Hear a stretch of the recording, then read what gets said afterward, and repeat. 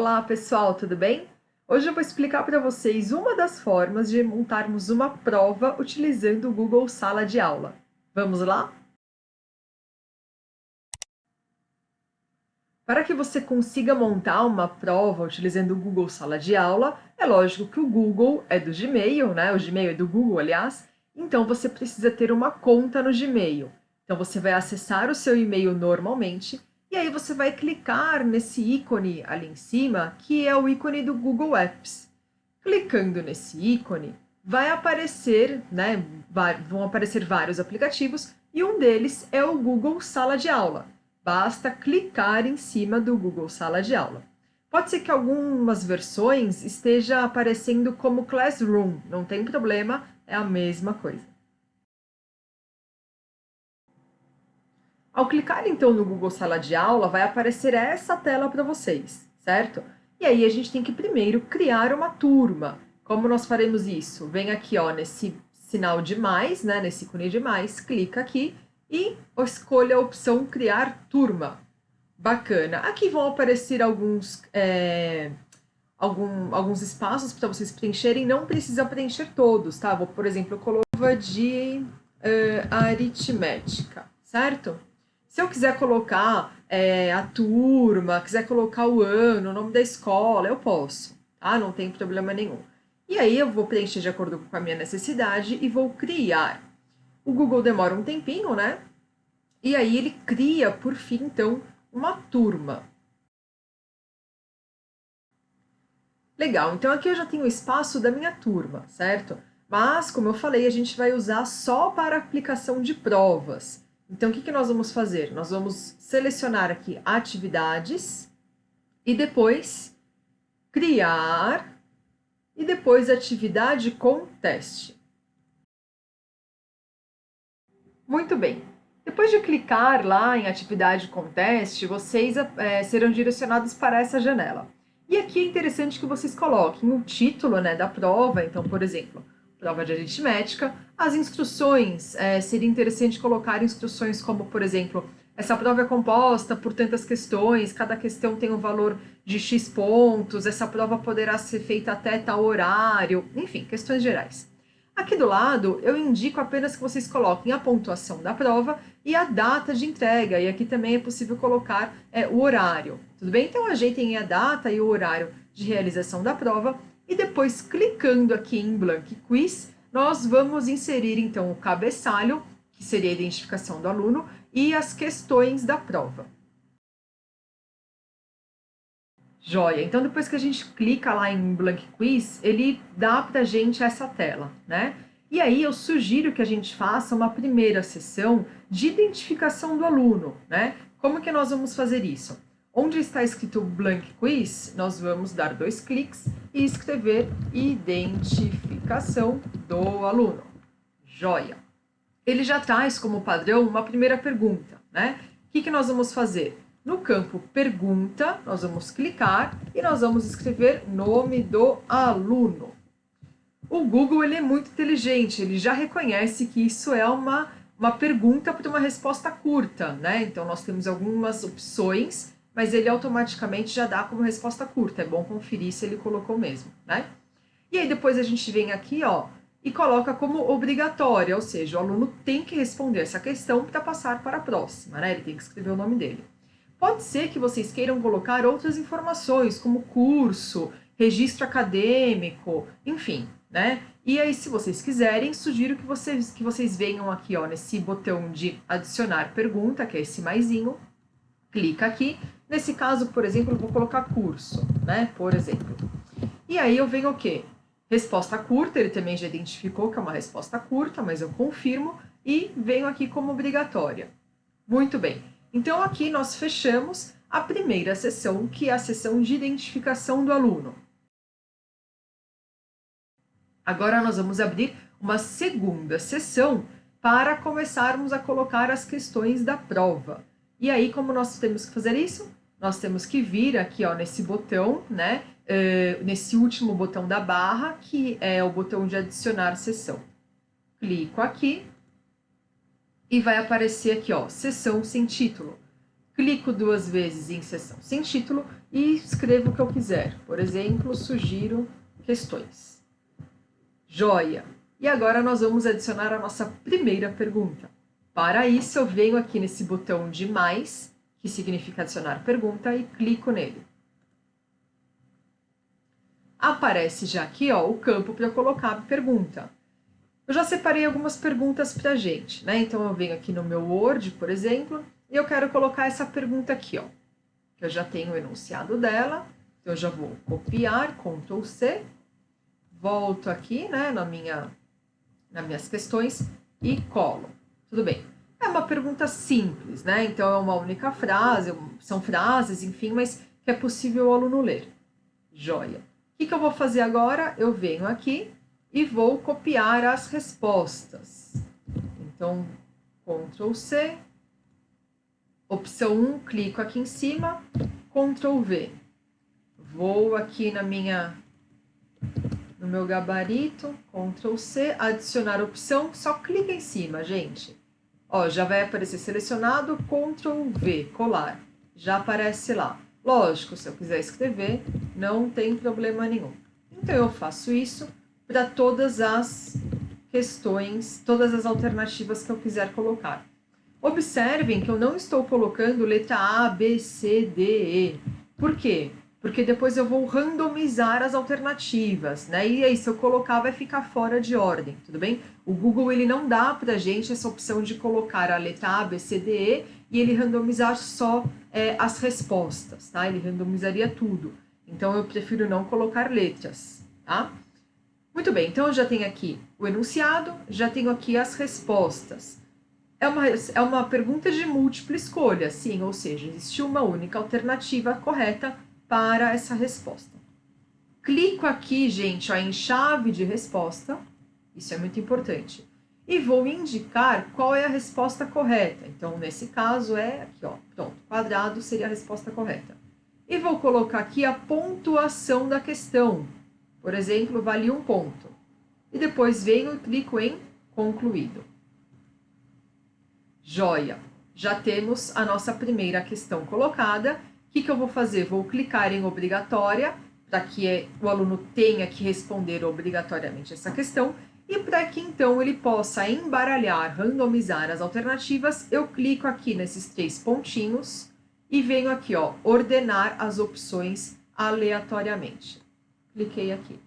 Pronto, finalizei a configuração dessa minha pergunta.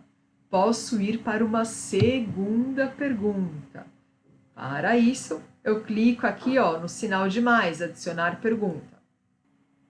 E aí nós temos já o campo aqui para inserir a segunda pergunta, né? Então eu volto aqui no meu Word, pego aqui uma pergunta, né? Que eu gostaria de colocar na prova, e observem que essa pergunta ela tem uma configuração que eu gostaria que fosse mantida, né? Então, por exemplo, tem frases ali, e as frases eu gostaria que ficasse cada uma em uma linha. Volto aqui na nossa prova e colo o enunciado. E observem que o Google não manteve a configuração original. E aí, um amigo meu, parceiraço de trabalho, Leandro, o professor Leandro, deu uma ideia muito bacana. Qual foi a ideia do Lê? De colocarmos o enunciado no PowerPoint, né? Então aqui a frase realmente, né? O enunciado que está escrito, e aí eu vou copiar esse enunciado, clico aqui no Ctrl C, né? Abro ali um outro slide e vou clicar com o botão direito do mouse e clicar nesse botão aqui, ó, imagem, certo? Colar como imagem. Então, isso daqui ó, já é uma imagem, como se fosse uma foto, uma figura, certo? Legal. O que eu tenho que fazer agora? Eu tenho que salvar essa imagem no meu computador. Então, eu vou salvá-la. E para salvar essa imagem no meu computador, basta eu clicar em cima da imagem, em qualquer lugar dela, né, com o botão direito do mouse, colocar aqui, ó, salvar como imagem, e aí ele vai pedir para que eu salve essa imagem. Eu posso colocar, por exemplo, questão 1, né? Qualquer formato é aceito, mas normalmente a gente usa o JPEG, né? Ou qualquer outro que você tenha aí, provavelmente o Google irá aceitar. E eu salvo no meu computador. Muito bem, voltando aqui para a nossa prova, né? Eu apago esse enunciado que ficou totalmente desconfigurado. Venho aqui, ó, nesse botão que parece uma fotinho, clico aqui e ele vai pedir, então, para que eu procure a imagem que eu salvei do enunciado. Então, eu clico aqui em procurar e localizo aqui, ó, questão 1. Opa, já achei aqui a questão que nós utilizamos. Muito bem, ele vai fazer o upload da imagem.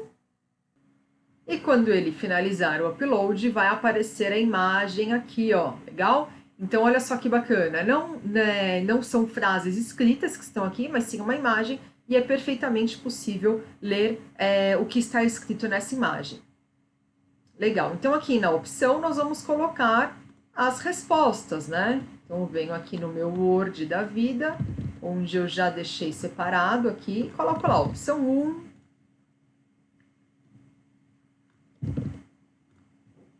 adicionar opção 2, venho aqui, adicionar opção, eu vou lá para a opção 3, olha só, ele copiou um C, tá vendo? É bom eu vir aqui e apagar. Vamos copiar a quarta questão, adicionar opção, questão não, quarta alternativa, né? E a última alternativa como quinta opção. Prontinho, o que eu tenho que fazer? Assim como eu fiz na primeira questão, eu venho aqui em chave de resposta, seleciono a resposta correta, coloco a pontuação da questão, aqui em pontos, e clico em concluir. Para finalizar, venho aqui em obrigatória, ativo a caixa obrigatória, venho nos 3 pontos e coloco ordenar as opções aleatoriamente. Prontinho. Aqui no Google Sala de Aula, nós temos opções de outros tipos de questões, né, de perguntas. E aí eu vou mostrar mais um tipo para vocês, que é a dissertativa, né? Então a gente vem aqui, ó, em adicionar pergunta.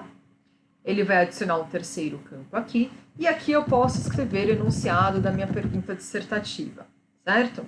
Aqui, ó, em múltipla escolha, eu vou clicar e eu vou colocar parágrafo. E aí vocês vão observar que aqui, ó, ele já dá texto de resposta longa, ou seja, ele permite aí que o aluno desenvolva uma resposta em parágrafo. Clico aqui em chave de resposta, não vai ter uma resposta, lógico, né, porque não é alternativa, é dissertativa.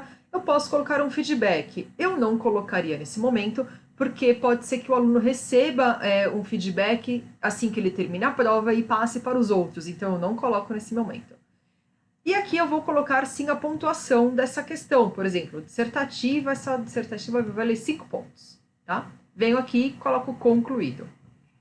Coloco aqui, ó, como obrigatória, tudo bem? E não tenho que clicar aqui nos 3 pontos, porque não tem como fazer uma randomização de alternativa, uma vez que essa questão ela é uma dissertativa, certo? Então, aí eu finalizaria a questão dissertativa. Legal, gente. Então, agora eu vou explicar para vocês algumas possíveis configurações para a prova, tá? Então, a gente vem aqui no símbolo de engrenagem, que são as configurações. E aí aparece um primeiro quadro geral, né? Então, aqui, ó, coletar endereços de e-mail. Eu gostaria, sim, de coletar endereços de e-mail. Pronto. É necessário fazer login, limitar a uma resposta. Ou seja, se é necessário fazer login, a gente desconfia que a pessoa tenha que ter o e-mail do Gmail, né? E aí, nem todo aluno tem e-mail do Gmail para fazer o login. Então, eu prefiro não clicar aqui em limitar a uma resposta. Os participantes podem editar após envio? Eu não quero, então não vou clicar. Ver gráficos de sumário respostas de texto? Também não quero, então eu vou deixar sem nada aqui. Então, aqui em geral, só o primeiro mesmo clicado. Depois eu venho em apresentação. A apresentação eu tenho aqui, ó, mostrar barra de progresso? Eu quero. O que é isso? À medida que o aluno vai fazendo, vai respondendo as perguntas, ele tem uma barra ali onde ele acompanha para ver quanto da prova ainda falta ele resolver. É legal porque ele vai ministrando o tempo dele. Embaralhar a ordem das perguntas. Opa, então lembra que lá dentro de cada pergunta nós randomizamos as alternativas dentro de cada pergunta. E aqui ele vai então embaralhar a ordem das perguntas. Eu quero. Então eu cliquei. Mostrar link para enviar outra resposta? Não, porque eu acredito que o aluno deva fazer uma única vez a prova, então eu não vou colocar aqui. E depois nós temos aqui, ó, mensagem de confirmação. Eu posso colocar qualquer mensagem aqui. Posso colocar assim, parabéns, você concluiu a prova, por exemplo, né? E depois aqui em testes eu venho aqui, que nós temos umas últimas configurações e tá lá. Criar teste. Atribua pontuações a questões e permita a correção automática. Vou deixar clicado. Depois, liberar notas. Isso daqui é importante, hein, gente? Imediatamente após o envio? Não. Por quê? Porque pode ser que um aluno termine a prova antes do que outros. Então, eu vou colocar aqui, ó, posteriormente, depois da revisão manual. As pessoas que responderem podem ver perguntas erradas? Não. Respostas certas? Também não. E os valores? Podem ver os valores, ou seja, quanto vale cada questão. Tudo bem? Venho aqui em salvar e essas são as configurações que eu sugiro. Pode ser que você queira outras configurações. De qualquer modo, eu já expliquei aí todas elas. Tudo bem? Joia, pessoal, uma vez feita a prova e configurada a prova, agora a gente precisa enviar essa prova para os alunos, né? Então, lembre-se que eu não estou utilizando o Google Sala de Aula para dar a aula ou para ministrar, né, os conteúdos. Eu vou utilizar só para fazer a prova, então eu não tenho nenhum aluno matriculado nessa sala. O que eu vou fazer? Eu vou clicar, então, aqui ó, em enviar, e aí eu tenho algumas possibilidades, né? Tem a possibilidade de enviar por e-mail, o que seria insano em salas gigantescas, né? E uma opção que eu indico é, quando nós clicamos aqui nesse segundo link, nesse segundo ícone, né, aparece aqui o link. E a gente ainda pode colocar aqui, ó, URL curto, ou seja, seria o link curto, né? Então eu posso copiar, aqui ó, copiar esse link e posso mandar para os alunos. Então, é muito comum os alunos terem ali um grupo de WhatsApp, ou o professor ter o contato do representante da turma, ou de repente utilizar uma plataforma, né, de ensino, e aí basta colocar esse link no aluno e ele, assim que o aluno receber esse link, ele clica e vai ter acesso à prova. Tudo bem?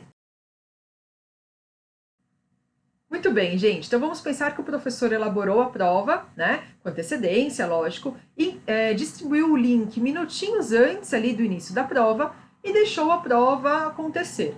No horário determinado, pro final, né, da prova, o que o professor tem que fazer? Ele entra no Google Sala de Aula, vem aqui na turma, né, onde está a prova, clica aqui em atividades, acha a prova que ele aplicou, clica aqui em informações do aluno, que na verdade é o cabeçalho, lembra? Primeira sessão da prova.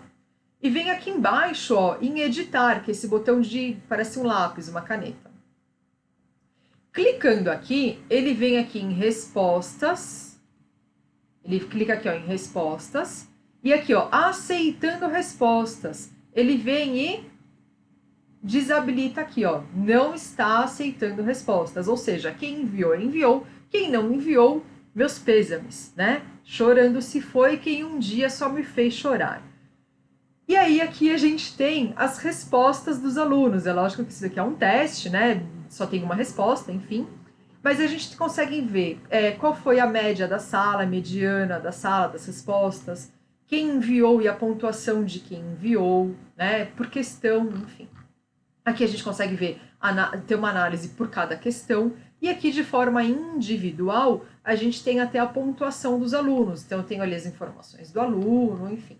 O legal é que se a gente clicar aqui ó, nesse ícone de Excel, todas essas informações são exportadas para uma planilha de Excel, o que facilita e muito o trabalho dos professores na hora de coletar essas informações de nota. Bom, gente, acho que as informações eram essas. Se vocês tiverem outras sugestões, porque o Google Sala de Aula é uma ferramenta incrível, dá para a gente utilizar de várias formas, né? E é lógico que eu não expliquei aqui todas. Então, se vocês quiserem contribuir com seus colegas, deixem aqui nos comentários o que vocês conhecem a mais de ferramenta ou outras possibilidades até de utilizar as mesmas ferramentas que eu expliquei aqui. Se a gente se ajudar, todos vamos melhorar, não é mesmo? Então, se vocês gostaram desse vídeo, clica no joinha, se inscreva no canal e até uma próxima. Tchau, tchau!